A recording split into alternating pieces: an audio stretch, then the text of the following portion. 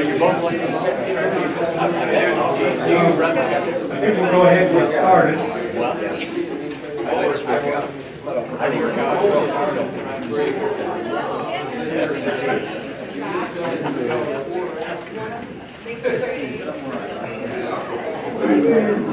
I want to welcome everyone for taking the time to expand your horizons, and I'm sure that's part of what's going to happen today, given what I've learned about the speaker. My name is Greg Stevens. A couple of housekeeping items before we get started. There's some cards on the table. We will have time for questions at the end. We will circulate a microphone, or you can write down your question on a card, and we will pass the card to Randy. So we'll take about 15 minutes at the end for questions. Bill Gates said, the future of money is digital currency. Rick Falkvig said, Bitcoin will do to banks what email did to the postal industry. Milton Friedman said, I think the internet is going to be one of the major forces for reducing the role of government. The one thing that's missing, but will soon be developed, is reliable e-cash. Chris Dixon, there are three eras of currency: commodity-based, politically based, and now math-based. Warren Buffett, who, as you may know, also advised investors to stay away from Microsoft, and I like Warren, said, stay away from cryptocurrency. It's a mirage, basically. And finally, cryptological solutions might, with great propriety, be introduced into the academic world as a means of giving tone to the most important powers of the mind. Edgar Allan Poe. So our topic today is how Bitcoin, blockchain technologies, and other cryptocurrencies are changing the world. Our speaker, Randy Nichols, has a Master of Science in Chemical Engineering from Texas A&M, in Business Operations Research from the University of Houston. He's authored 6 textbooks. As you can see, 3 of them up here. 2 were bestsellers internationally. 1 is with a K-State initiative here on campus. He's a subject matter expert by the U.S. Department of Justice in cryptocurrency and computer forensics. He has over 50 years doing some of this counterintelligence and cryptography. I could go through a long list of other items that he's been involved with. Most recently, Utica College, upstate New York, Towson University, University of Maryland, and George Washington University. He's also been Chief Operating Officer for counterterrorism and other espionage technologies from a firm in Carlisle, Pennsylvania, and he's worked with 2 or 3 other firms there. So I noticed our city manager is here today. Maybe we'll be able to use Bitcoins to pay our water bills in the future. Who knows what the future is going to bring? This is a large industry, but there are a lot of questions related to it. Without further ado, please welcome Randy Nichols. Thank you. Let me just get a sense of my audience. First of all, how many of you have heard of the word Bitcoin? Okay, that's a good start. How many of you have some sense of the word of what cryptography means and the Greek derivation of it? Okay, we slowed it down a little bit. Second of all, how many have heard the word blockchain? Wow, this is going to be better than I thought. All right, we'll go for the big trio here. Internet of Things, IoT. I'm not even sure I want to not start there because most people think Internet of Things is a good thing. You're about to hear a prudent way to go after cryptocurrency. Crypto means secret. Currency means to exchange. So we're talking about secret money. And before I jump into it, we're going to be talking about 4 things. How many of you already have some kind of an application on your phone, your PC, anything that essentially is trying to make money because of the dream of Bitcoin or any of the other 1,600 cryptocurrencies? We have a few. How many of you are of the age that you still want to keep your money? All right, let me start off with there are some alternatives to cryptocurrency, including taking a loan out on your house for your entire mortgage, going to Las Vegas and betting on black. I'm serious. You'll have a better chance in the beginning. There is a dream out there. The dream is, I'm going to make a lot of money. Why? Because there's a violent price change in Bitcoin. You look like my daughter. Bitcoin, I just realized I now am in real trouble here. I got family. Bitcoin or Ethereum or any of the other 1,600. There's 1,600. And any of you who are really serious about crypto coins, I'll start a firm with you. That's how easy it is. You and I can start the, what's your first name? Gary and Randy Crypto Coin. All we need to do is an initial coin offering, kind of like regular stock. A second thing is we have to have a reason for the coin. We're going to politically change the world. How's that? Do you like that one?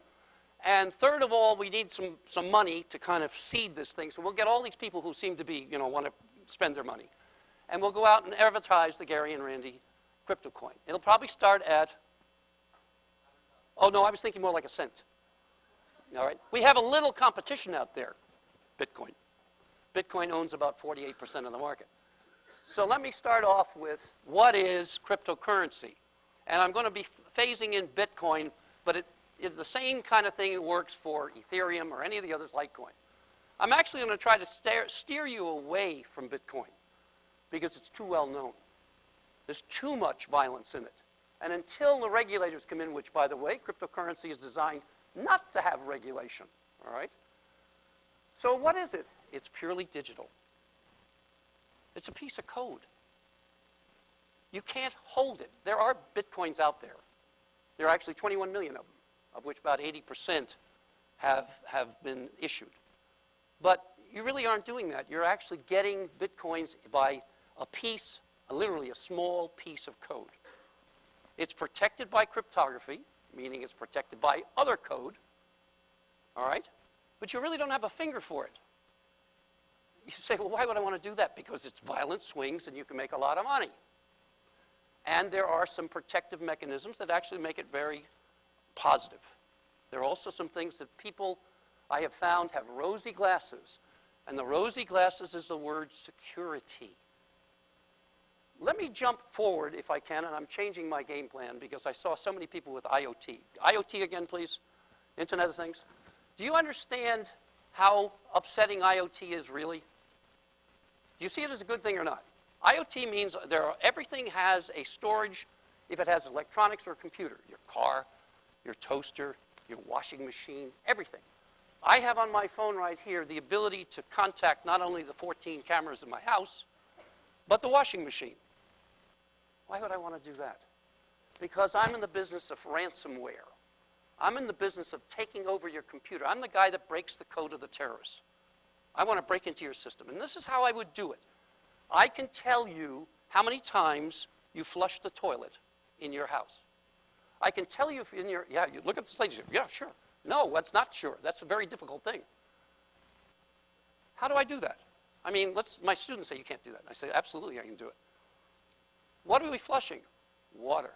Where's the water come from? The cold water line. Let's walk it back. The cold water line reaches a junction, which is a hot water and a cold water line junction. What tells the junction to send cold water or warm water? That's right, but where's that located? In the water heater. That's how I get my hot water. It's called a water heater element. And what drives the water heater element? Well, no, electricity. The flow is what comes out. That's what's being changed. Electricity. And what's the final point on that electricity? The meter. But unfortunately, 80% of the country has allowed their privacy to go down the toilet. Sorry about that. I had to do that one. By allowing smart meters. And that's my target as a forensic expert. Because I know from the little blips that you flushed it twice, there are 4 people in the living room, 2 are watching the TV, and 2 are sleeping, and your daughter, by the way, needs to come home earlier. Okay. IoT is not necessarily the best of answers, but we'll show you a way that it might be. So here are the things that we see that are supposed to be the best of the best. Bitcoin or cryptocurrency can stop fraud, identity theft. Oh, it's pretty good for immediate settlement. Yes, if you're in the right currency. Yes, it is. Identity theft, yes. Lower fees, nonsense. We were just talking about this. The one thing cryptocurrency was supposed to do was to eliminate fees. Well, Bitcoin has the least amount of fees because it's translated and converted as much. But about 1,400 of those 1,600 currencies, which you've never heard of before, have $20 per transaction fees. That's a heck of a fee. I can buy 10 stocks for that. Why do I care about fees? Because you'll see in a little while that the process that mines, how many have heard the word mining? Okay, we're going to get into that in a minute. The process of mining and miners. Mining is actually the process that makes these new coins. This is what all this computation's about. But miners can be bribed. Miners are the dictators of their little blocks, as you'll find out in a minute. And how do I bribe them? With fees. The more fees I can generate for you, kind of like a broker, when you think about it, I can bribe you. You'll be more interested in my $25,000 fee than his $6 fee, right? What is currency? Currency, there are 2 things to look for currency. Regular currency, the thing that you and I talk about, have in our pockets, unless you're in my family, because my daughter gets all the change, my other daughter over here picks up the dollar bills and the loans from daddy.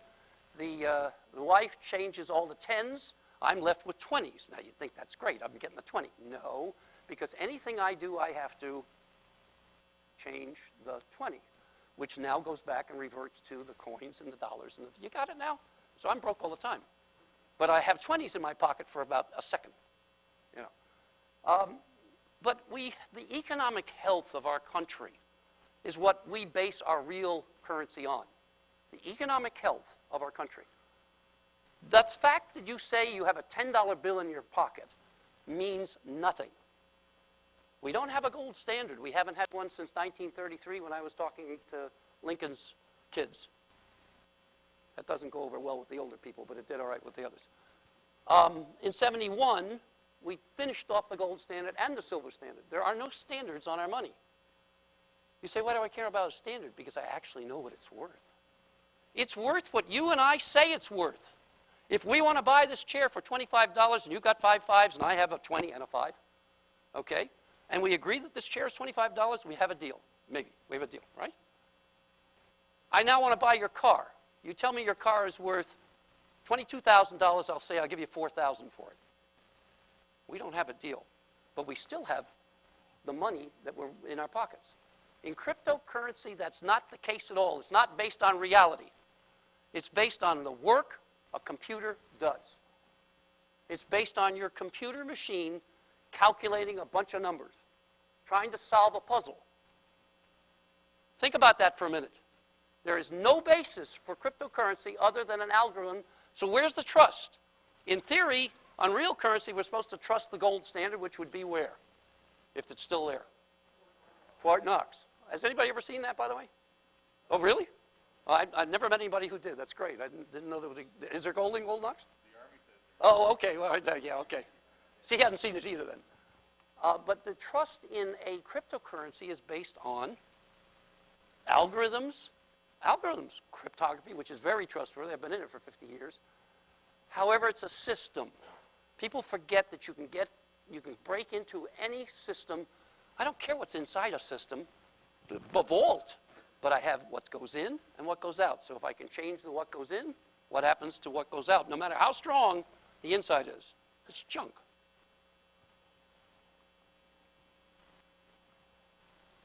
In cryptocurrency, there's no taxation. I say that with a big laugh because that's going to be the big problem for it. There's no central bank. That's true. There's no regulatory authority. This is basically a libertarian thinking. I don't want anybody. I don't trust anybody. I'm going to trust math more than I'm going to trust the government. And by the way, I've actually felt that sometimes. There are times in the last 15, 20 years that I think that we've all gone nuts. And the government isn't exactly doing its job in many places. And it doesn't matter what side of the coin you're on, it stinks. Let's talk about the problems. If we're going to use algorithms, what do I have to have?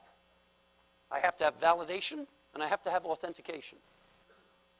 It doesn't matter how strong the algorithm is if I can't validate you and I. If I don't know it's you, and your name is? Say again? Linda. If I don't know it's Linda, it might be Gary. On the internet, I don't even know if either one of you exists. In fact, the author of Bitcoin, supposedly a Japanese fellow named Nakamoto, is not existing. He's been credited with at least 6 different people in a potential team. He came on scene in 2008, created this monstrosity, and disappeared in 2009 and has never taken credit for it. It's kind of a fun story. Read it in Wikipedia if you have time. If cryptocurrency is to become something really effective, like taking care of a city, the number of transactions, this is what it's about. We're making transactions, just like our chair thing here. If it is to become effective, it has to beat some biggies. Visa, PayPal, and some others. Even Amazon's faster. It turns out cryptocurrency is hugely inefficient. Now, all of you that think you're going to get rich on one computer, remember what I say now and then take a look at the end and see what we're up against. You're going to see a farm of 45,000 computers working against your one. And the first one to solve the cryptographic algorithmic challenge, which is what this is about, wins. Everybody gets notified, the lottery's over. Let's try again. All that work you did for a year takes about 1 year on a normal computer, 1 year, to solve one block. That's very bad, very inefficient. And for those students who are living, just a quick story, for those students who have got their own rigs in the bottom, and I really can understand that, I have several investors who want to do the same thing, and I'll show you how to do that when you ignore all of the prudent advice. I'm going to give you the prudent advice, that's what I am, I'm a fiduciary, but at the same time, you're going to say, the hell with that, let's go play the game. I understand that, so I'll give you the game too. But I make you wait to the end, you know. I had one of the students show me what he had been working on. It was a very fast little computer, and he was very proud that he had, in like 4 months, he had managed to pull in 0.07 Bitcoin. 0.07 Bitcoin. I said, great. And who paid for the energy? Energy? I said, where are you living? With my mother. Does your mother know that you're doing this? Oh, sure. And I had a chance to talk to her. I said, what is your energy bill? I mean, how much are you paying for electricity? She said, well, recently it's gone up a heck of a lot. It went up from about $50 to $400. It takes a lot of energy to solve. 400 is average. I said to you, you know what I'm going to do? I'm going to give you the best recommendation I ever did. If you can't throw him out, at least charge him. He'll understand what business is about. So this whole process, and I'm going to move a little faster now, because I've given, these are out, because some of this gets kind of sticky. And rather than be sticky all up here and try to race through it, I'd rather get some interesting points on it, and then you can read for yourself if you really want to, or we have a recycle bin over there. This is what it's doing. It's solving, the computers are solving a problem, a cryptographic challenge. But what's interesting about this cryptographic challenge is that number has up to 300 zeros before it, or 300 zeros after it. So this is a huge number. They're just trying to find a number. It's like a game on TV, except that's a biggie, and it's a lot of work to find it, because it's completely random. So you set your computer, and all it has is brute force, basically. They try every single number. Well, one computer can do this so fast, 45,000 can do this a lot faster. First to the prize wins the Bitcoin, or wins the cryptocurrency. Most people don't understand that in cryptocurrencies you can lose it all. But you don't have to lose it by speculating. You don't have to lose it by computation. That's right, I move around. You lose it by just normal things. For instance, one day your computer decides to die. Has anybody had that feeling? Anybody lost their backup right? If your private keys are part of that, because this is public and private key, goodbye. There is no response. At least I can go to a bank if I lose some money, or the bank goes bad. They have a thing called the FDIC, which is insurance, essentially. And I can say, gee, your bank went bad, I want my money. And the federal government will take some from California and give it to me.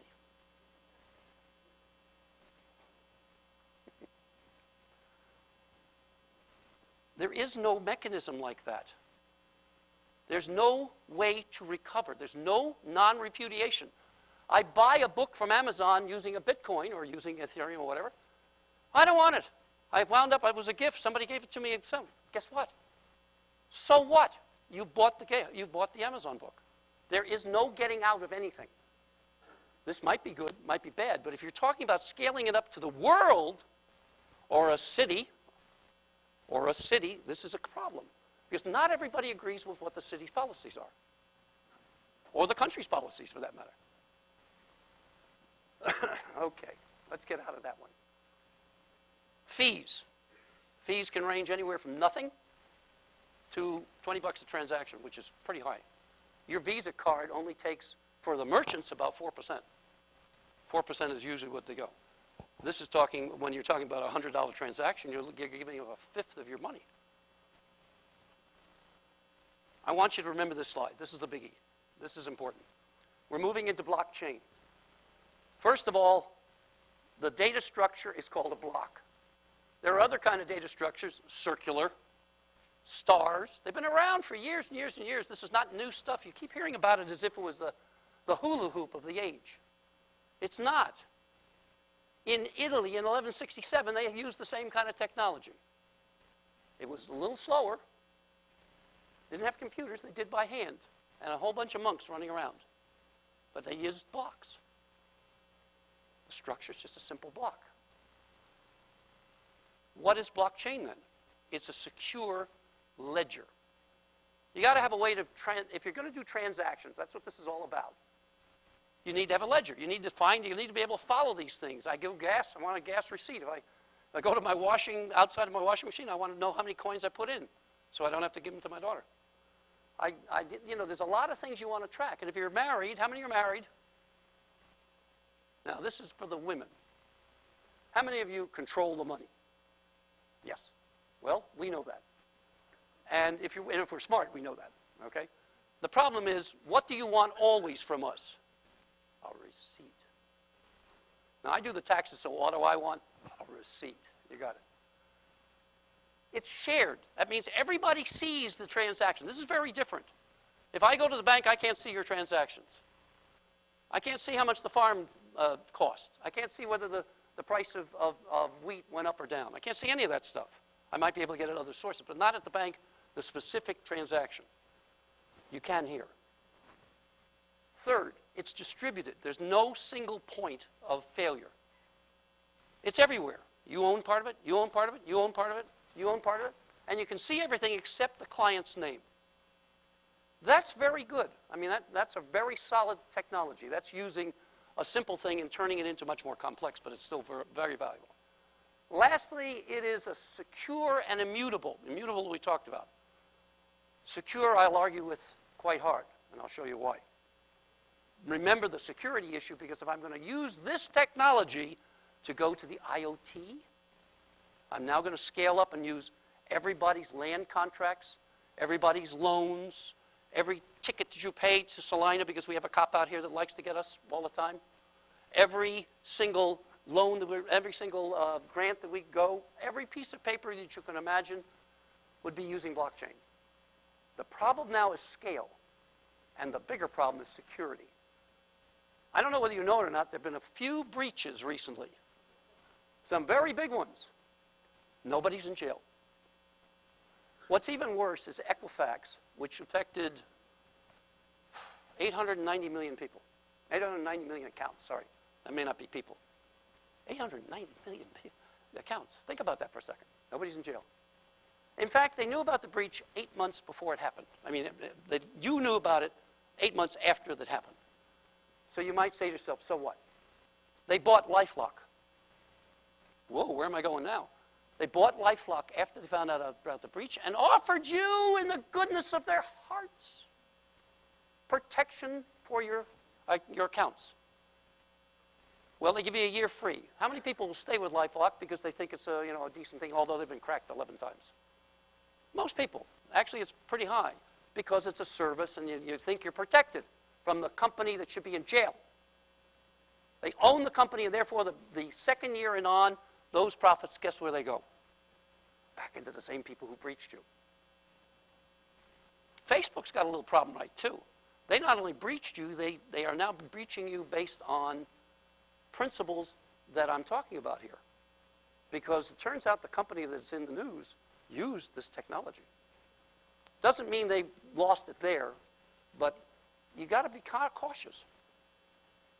All right. I'm not going to walk into the cryptographic hashes. Basically, there's a very specific problem called a hash. You take a whole bunch of bits, you stick it into a bucket, it comes out 160 or other amounts. This is part of the way, the link between blocks. Goody. Here are some of the advantages of blockchain.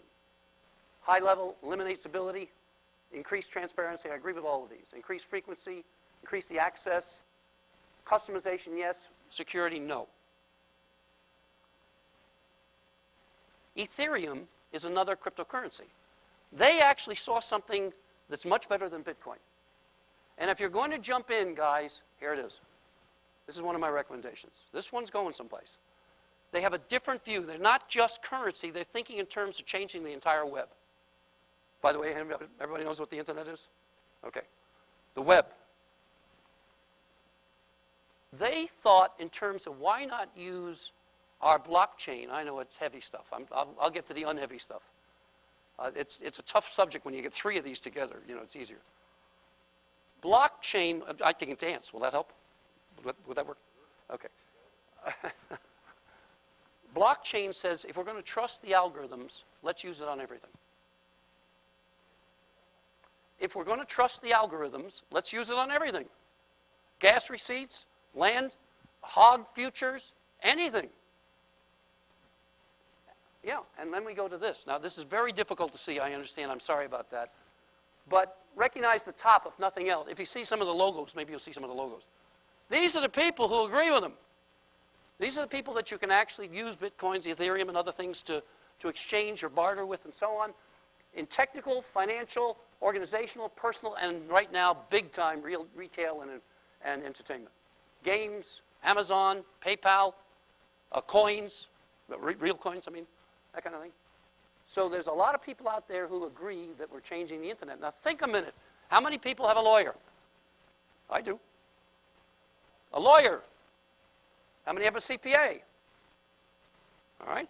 You do your own taxes and stuff, or you do your own trend? No. Well, you want to think about that. How many have a dentist or a doctor? Like, there we go. I got to get something here. How many have a professional coach of any kind? All right. Let's try this. How many have a priest or a minister or I'll call it a mentor, a religious mentor, spiritual mentor? How many have that? Well, guess what? If this goes, every one of those organizations, every one of those professionals, every one of the laws associated with them will be changed. Can you imagine what I just said? If, in fact, this is what we think it is, which is what Ethereum is trying to do, we're talking about changing the entire global economy. That's big. Not worth much, but it's big. Okay. Here you got a convergence, something called blockchain and Internet of Things. And we go to the third and last stage of this presentation. If I can, you've already had part of the Internet of Things, so all I'm going to say it here because I want to show you how to go into the rigs and get to the fun part. If I can use blockchain for changing contracts, if I can use it for changing land sales, hog futures, wheat futures, so I'm trying to make it more reasonable here, but everything, all legal contracts, two things have got to happen. One, the government needs to fall asleep. In fact, I'm talking about every government needs to fall asleep. And there are two in the government that will not let this happen without a fight. Actually, I think it's bigger than that. Who's the number one? The IRS, the biggest bully on the block. Why? Because every coin change, every coin transaction, something the young man didn't know either, by the way, is taxable. It's taxable as short-term ordinary income. Woo! That's bad. And the capital gains are short-term. You want talk about a bite tax-wise? That's the worst you get. 25% basically. So you made your Bitcoin, you only own 0.75% of it. He says, well, I don't plan on filing. And I said, oh my God. Has he got something to learn? Just poke the bully and see what happens. What's the second one that really doesn't like this? Although they're jumping in big time. Banks. Banks. The reason they're jumping in is they can get rid of their own oversight, which I think is kind of interesting. A bank willing not to have no oversight on a bank?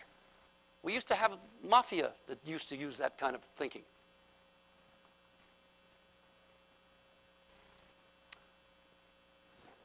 In the interest of time, and I want to get some questions here, I'll refer back to my own presentation. Those that don't have it, I'll be glad to give it to you in color.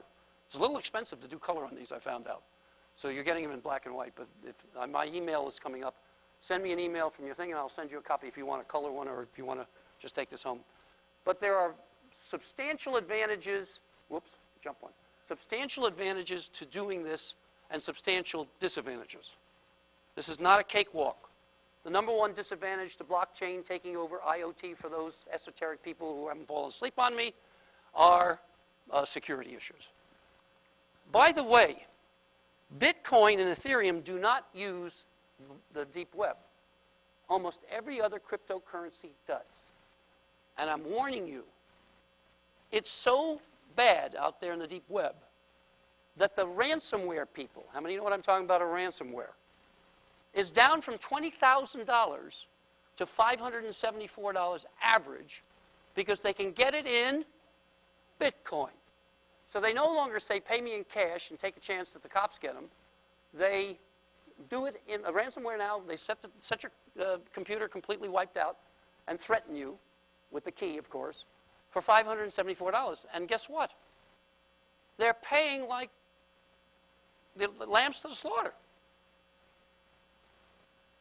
Illegal weapons, human trafficking.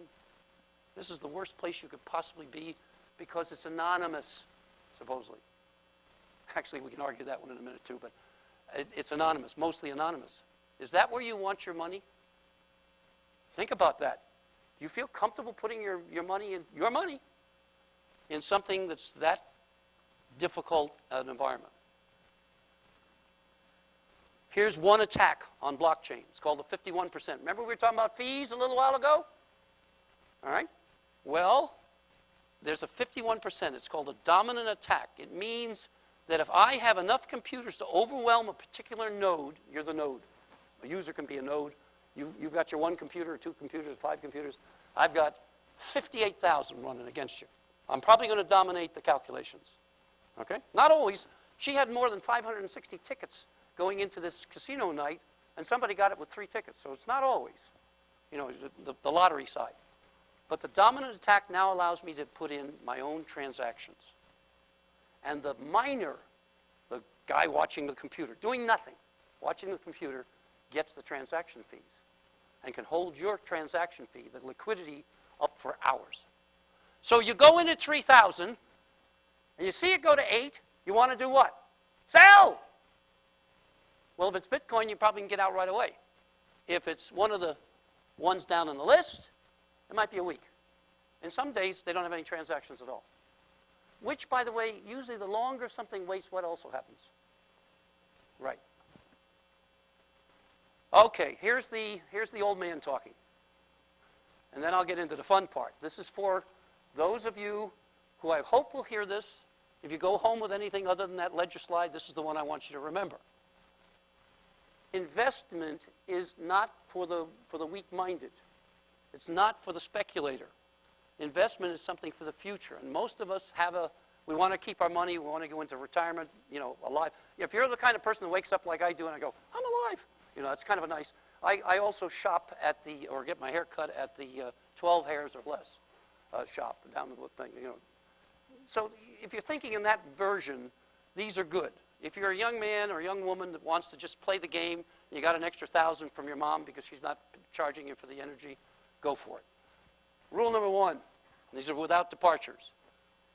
know your risks. And I'm telling you, cryptocurrency is high risk.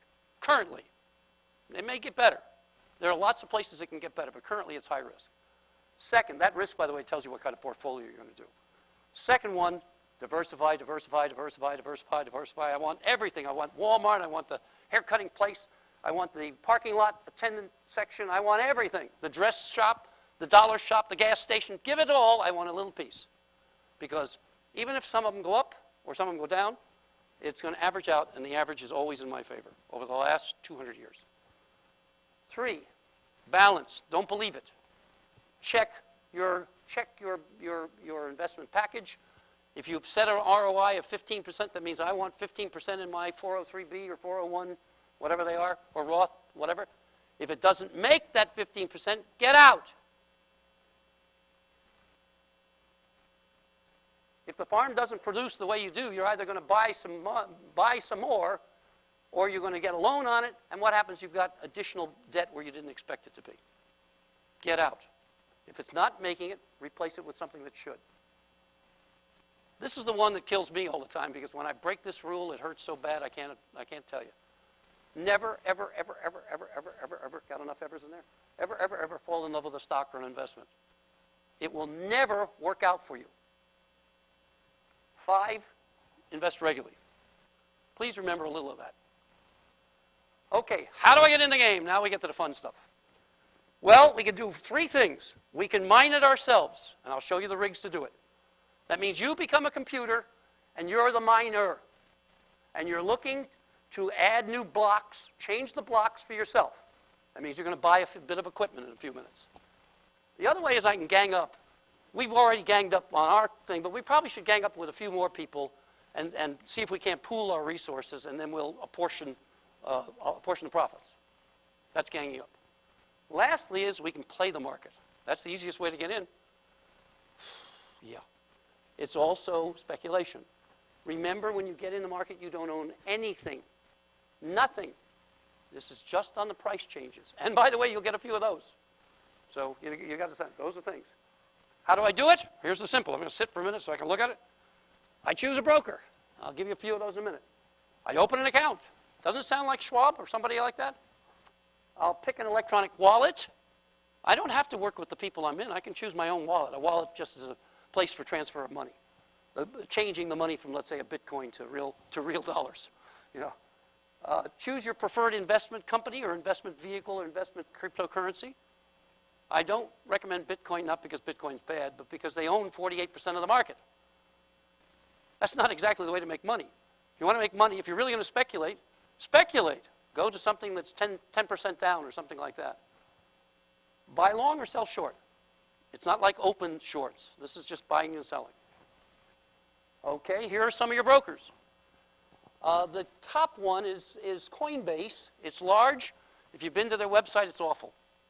Awful navigation tells me it's awful customer service. That's the way I equalize this thing. My recommendation is the next one. I actually opened one myself. I have not told my wife this yet. I'm planning on seeing if I can pull it off without her knowing. You can realize that's a futile attempt, but I'm going to try for a few months here and throw a little bit of money in to see whether I become a millionaire. See, if I become a millionaire, I can go home and she'll stop taking my anyway. KuCoin, or KuCoin. Very good, very professional, lots of tools, designed for the small investor, lots, almost like a Charles Schwab of cryptocurrency. Very, very, very, very, very good. That's the one you want. BitFlyer is Japanese. It's in Kansas, but I don't know too many people speaking Japanese to the, it's a tough haul, let me put it that way. Stockpile looks like somebody, I had friends of mine in college that we used to make brew. We could make it from everything from saltpeter to potatoes. The saltpeter was a little tough, I got to tell you. But then we'd send it through the distilling. You're not supposed to hear this. A distiller 4 or 5 times, and we had alcohol that would knock you on your ass immediately. It was designed to be, you were high before you smelled it. You know, it was that kind of stuff. Well, that's kind of what Stockpile is. Bitfinex is very large. I don't know whether Coinbase is bigger than Bitfinex. I really don't care, but it's very professional. If you want one that actually looks professional and looks like they'll do a job for you, that's another one. Bitstamp, I didn't even go past the second page. It was that bad. Poloniex, rather. The only thing good about them is they offer extra security. And then I found out where they store their transactions. They store their transactions in the deep web. Okay, you can use Google to find retailers, entertainment, banks, games, all kinds of stuff, people that accept cryptocurrency. I'm not going to try to live them up there. And lastly, as I said, ransomware, you can actually contact your ransomware people through the same thing. This, now let's assume you don't want to do that. Let's see what getting the rig together looks like. This is a Ethereum MB. It has 8 in a row. It has its own power supply. It goes for $5,600. And guess where it comes from? China. And guess what's happening right now? There's an import tax on it. So it costs $6,100. I find that funny. It's just kind of current. I have a very weird sense of humor, so it doesn't matter. This one's the Affinity rig. Notice the 5480. That means it's doing 5480 solutions per second. That's pretty good. That's pretty good. That means it's solving the cryptographic challenges at every second, 54. They may be all wrong, but you understand that it's solving them at least. This one has a 1080 for its graphics. By the way, graphics cards are really hard to get now because of cryptocurrency. Graphics cards are much faster, as you know, because of the games and so on. It has 23 or 24 currencies, so you can get a lot of this one. This is good. Notice the price tag, though. Kind of expensive. Here we have the absolute insane level. This is if you really want to throw money around, that you got that kind of money, go ahead. This is for $33,500, and what you're looking at is 8 in a row with huge amount of customization. Whatever you want, they'll give it to you for a nice price of $33,500. Now, this is what you're up against, though. This one's in Sweden, not China. In Sweden, this is a farm. It's called a farm, a mining farm. 45,000 computers linked together doing the same job your one computer's doing. The little investor is really at a disadvantage here. This is what I've been trying to tell you. By the way, the word investor was wrong, but the little speculator. Okay. All right, so let's take it down a level here where, I can probably afford it. And that's kind of all the boxes. I put all the boxes when we did this together. You need several pieces of equipment. I'm not going to read them all off. I've tried to yellow out the really good ones. But you're going to need a special. By the way, on a crypto rig, everything is lower. You don't want everything except speed. Everything, space, storage. You don't care about any of that. You do care about how fast I can make these solutions. You're just solving a mathematical problem, like a TI instrument. Okay. The Radon Vega 64 is about 200 watts. It's the best for your money, and it does a really good job. And we're looking now at a $300 kind of purchase, not $6,000. All of these are good for power supply. You don't need the normal 500 watt. You need more. You need about 1,200 watt. And these are all 1,200 watt. They're all okay. RAM, practically nothing. The RAM is nothing. I'm always yelling about RAM. Give me more RAM, more RAM. Here you want the absolute minimum. You want to cut it back because you're not caring about storing things in RAM. You're trying to solve it, nope. Solve it, nope. Solve it, nope. The RAM doesn't. You don't care whether it stores anything. The motherboards, there are basically 2 types out there, setups that work, and these are the multiple vendors that you can use. They're in the thing. I'm not going to run them through. That one will cost you a little bit more. That has a very small operation, but you can do this while you're out on the Chesapeake. And it will cost you $275,000. At least that's the value I'm putting on it right now. Okay. No. No. But you can go play for your Bitcoin on this. Except it's probably taking a year to give you one of them or whatever. Okay. Let's try some questions. Let me get some water here and try some questions. Yes, sir. Somebody give him a mic. Go ahead, make it.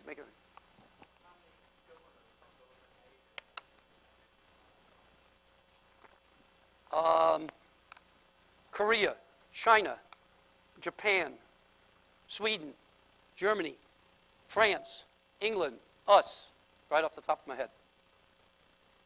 You want more? Spain, Italy, and you saw what happened there. Yeah.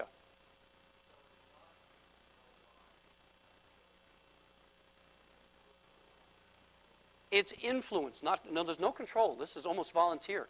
You got to get control out of your mind. Cryptocurrency has, one of the things about cryptocurrencies is no control. You and I see the same things on the ledger. You and I trying to calculate the same thing, but so is he.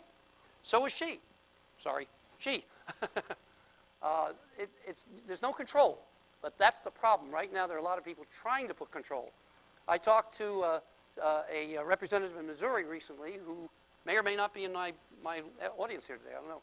And they are writing laws for the banking industry to put control on it. That's the fight back. That's the pushback that you're going to get. But right now, no. There has been a crackdown in China. There has been a crackdown in South Korea. There's been no crackdown in North Korea. And there's plenty of the machines over there.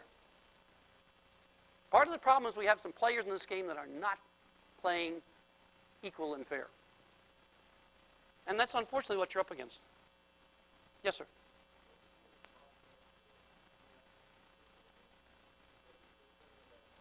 You're talking about like an ATM for electronic transfer funds? Oh, your exchange funds. Okay, it already exists. It's already here. Let me go back so I can talk to you. It already exists. Unfortunately, if you talk to some people, they'll tell you it's like the same kind of things when the mortgages went bad, when they put crappy mortgages all together and they called that high grade when it was really very low grade. Others will tell you it's very speculative, and they say right in their statement it's speculative, and that's true. And as long as they're saying that, it's legal. You understand? Many of the initial coin offerings, our coin has to go through this. Okay? They may put us with Bitcoin, for instance. Now we got a chance. That's what happens. We're starting our coin at a penny. He wants 100,000, of course, but penny. And we're going to join you at Bitcoin. Guess what? We're going to win on this one. You don't care, because now you got another person in the mix. But yeah, they're doing it already. You got to look for them. And by the way, the brokerage, I think it's Coinbase rather, does it. You can find them on there, sir. Well, 80% of them are mine, but they're not. It's like the Earth. We still have a lot of Earth out there, and so every transaction of mining creates a new one. You actually add. That's the blocking thing I was talking about with the hashes, which I went over didn't go over at all. When I can add a block to another block, all right. I'm the guy that solved the big problem, found the number in my computer. That adds a block. And that block then has to be validated, the transaction has to be validated, authenticated, and then it tells everybody else out here, Randy got one. It's over, we start again, but now we have a new coin. We actually have a new part of a coin. Okay? So it's not going to change. Yes, next. Sir, ma'am.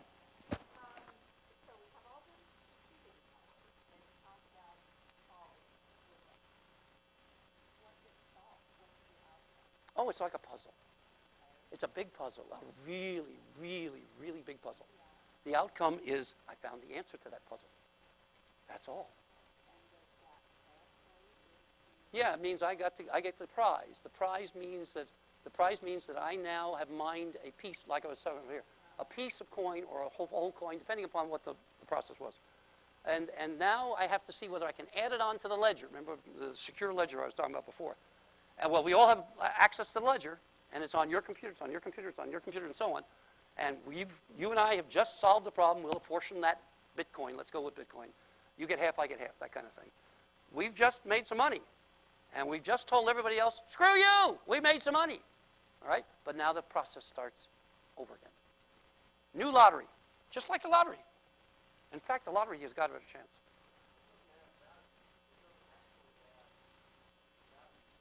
"100% correct, because value is what you and I perceive it to be."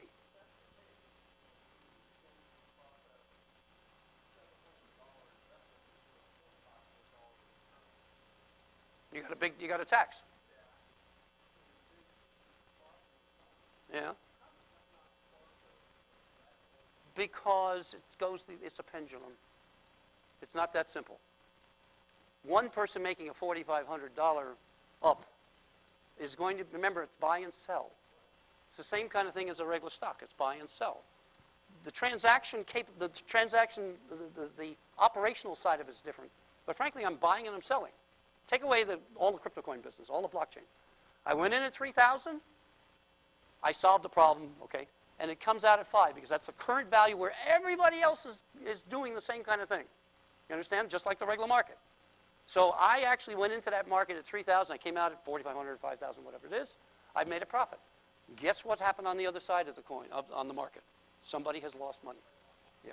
So the value is not going to be an instantaneous inflation mode, or in fact, it's actually better than that. Okay? But you're right about value. Regular currency has value. It's worth less than what it was in '67, but it has value. This has value. I'll give you $10 for that. It's hers, right? And if she sells it to me, and she could sell it to me, I'll be glad to sell it to you, right? Oh, you see what I'm getting at? That's perception of value. But I'll give you 0.2 of a Bitcoin. Yeah, you see the problem here? What are you really giving me? Nothing. I'm giving you a price. Yeah. Next. Go, go, go. Well, you got it. Sorry, I didn't see you. How different are Say again. how different is Bitcoin from how much do they differ? Have you had Greg Stevens' marketing class yet? I haven't either. It's a marketing difference. You have to find a differentiator. Gary and I are still working on this problem on our initial coin offering. It's only worth $0.01, but if we can figure that answer out, it might be worth 4 cents. Currently, Bitcoin has 48% of the market. That's a big market share. So if you're going to try to differentiate yourself, Ethereum did so by saying, I'm not interested in currency, I'm interested in changing the entire web. Wow, that's a big differentiator, right? They're number 2, or they're close to number 2. If you are the white-tail coin, which came after somebody white-tailed deer, it's certainly selling at 3.5 cents and having a hard time with a market differentiator. So your question is, how do I know what the difference is? It's speculation. Some do, some don't. For instance, some offer complete anonymity. By the way, the bad guys really like these. There are several of those. And where do they go? Tor networks and so on down in the deep web. But they're doing well. And there's so much money going into this cryptocurrency type market. I'm talking about them all. So much money that your chances are that you'll make a little bit if you pick the right one. But where some of the rules that I tried to give you before, which is a long-term kind of thing, they don't necessarily work here. Take a look at Bitcoin. Since 2008, it's gone from $600 to $20,000 down to $1,600. In January 5th of this year, the whole market lost $370 billion. I don't know about you, but that's a big loss. I mean, that's a heck of a violent move.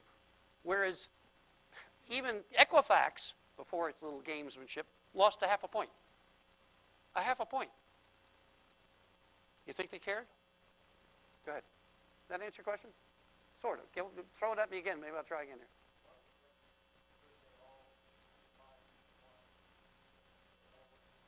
Well, if they have the mining mechanism, remember this requires going to a broker that handles that. It also has that you open an account specifically. I opened my account for Ethereum, for instance. But if there's currently nobody selling our coins, are we sure of that? Yeah, probably not. See what I'm saying? And some of these are like over the counter. Over the counter. So like the pink slips, whatever they call them, red slips, pink slip. So it's like a company that's just started, and they're offering something. And if you look at their website, that's basically what they're offering. Whatever we offer you this and so on, less transaction fees, maybe. But that's part of the problem, and it's amazing that they have 1,600 of currencies. But what happened when we had 1,600 taco stands in the same city? A few of them are going to go out of business. I think you'll find that too. If you don't find that market differentiator, you don't have a business model. If you don't have a business model, guess what? People are going to go to some other investment. Good. Yes, sir. That's a bad start, isn't it? I'm sure you're aware. You see the setup on this one?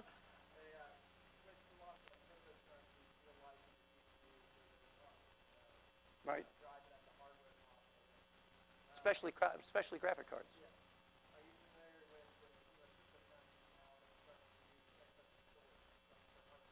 Yeah, as a matter of fact, I avoided talking about that because that goes to the Internet of Things, which, by the way, has no security on it. So you're using excess storage, but remember, storage isn't the name of the game. Excess storage, I don't need. I need very little storage because all I'm doing is solving and getting rid of it, solving and getting rid of it. But you're right, yeah. And I can use the washing machine to store it.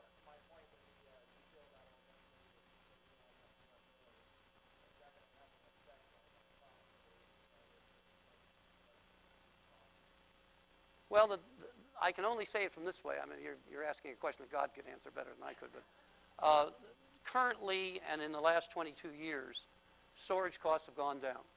They become much more compressed. You know, if you take a look at just video side of it, you can see what I'm talking about. Right now, we're on what is it, LGE 4.0, or did we reach 5 finally?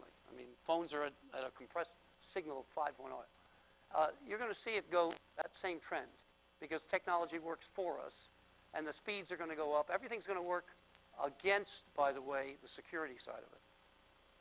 So the answer is, yeah, I see that, but I don't know that that's the same violent effect as walking in today at 3,000, and by the end of the day, it's 8,000. And by the way, 400-point drop, it's back down to 1,000. And you can see that kind of stuff. And if you don't have a cryptocurrency that's liquid, I don't mean to point at you, a cryptocurrency that's liquid, that's a real problem. If you can't get out, you got in, but you can't get out, there's no profit. In fact, there's a loss. But if you're on something where I have enough fluidity, and maybe the storage side of it helps, then I'm going to be able to get out and I'll take my profit. And there are people out there making profit. I'm not saying they aren't. But it's not a simple cakewalk. No. Yes? Were you yawning, or was it just something else?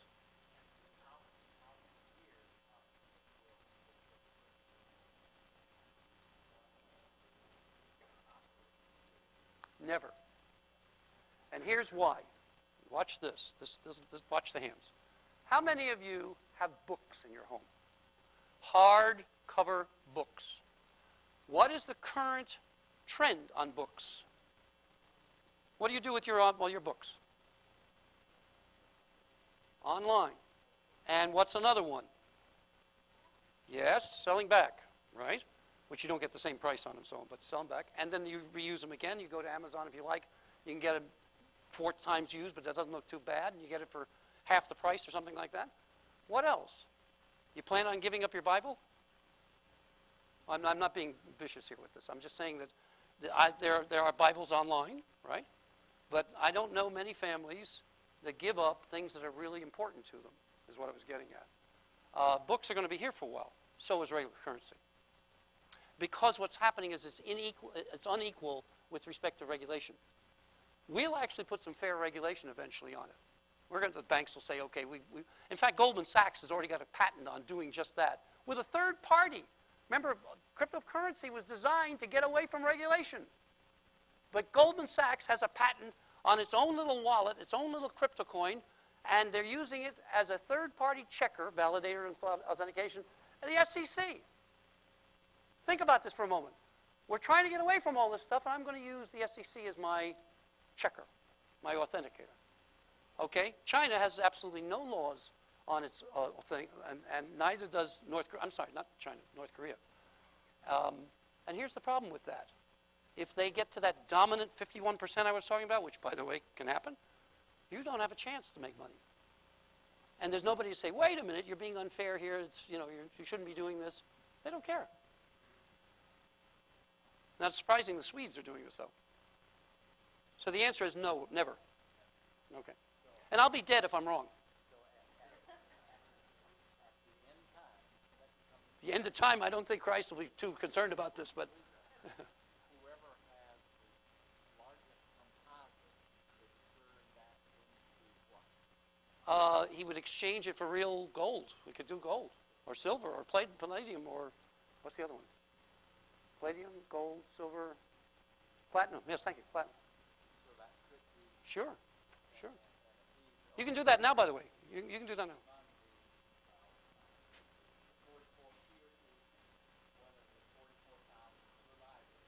He'll be a rich survivor, but I'll tell you, he's not going in that direction. He's going in another one.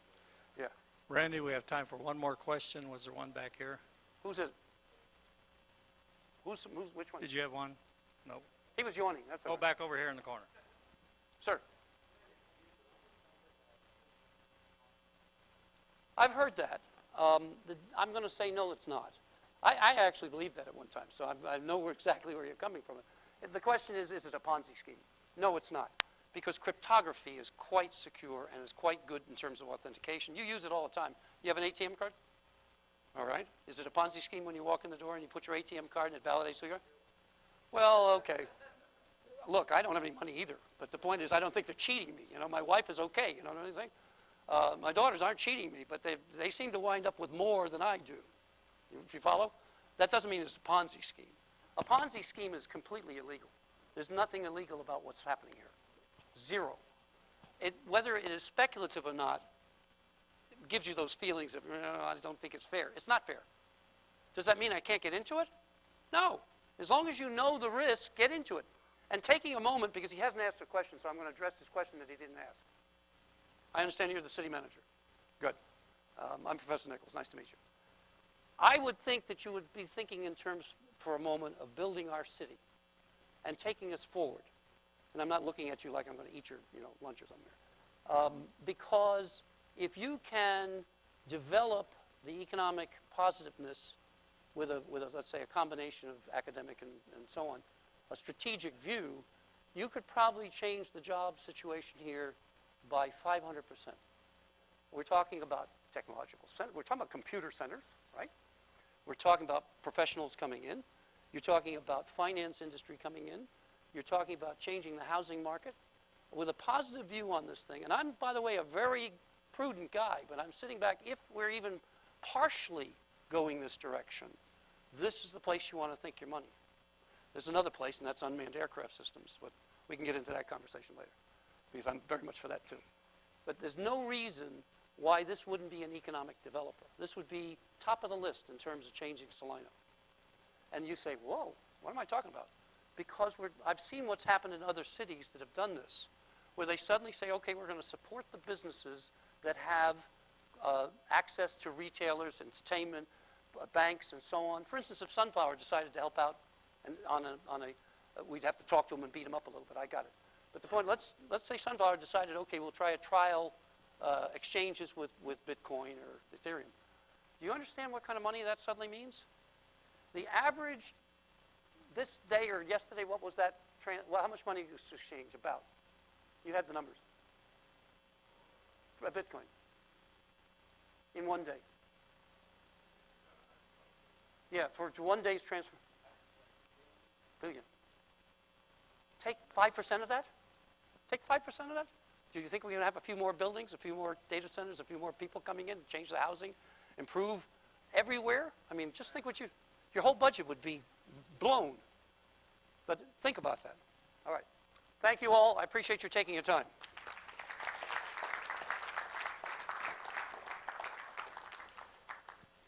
And if you have a few moments, we appreciate it if you give us some feedback on the feedback forms that are listed on your table. I can sit down now. Have a safe trip home. Thank you. Now we can go back to your problem.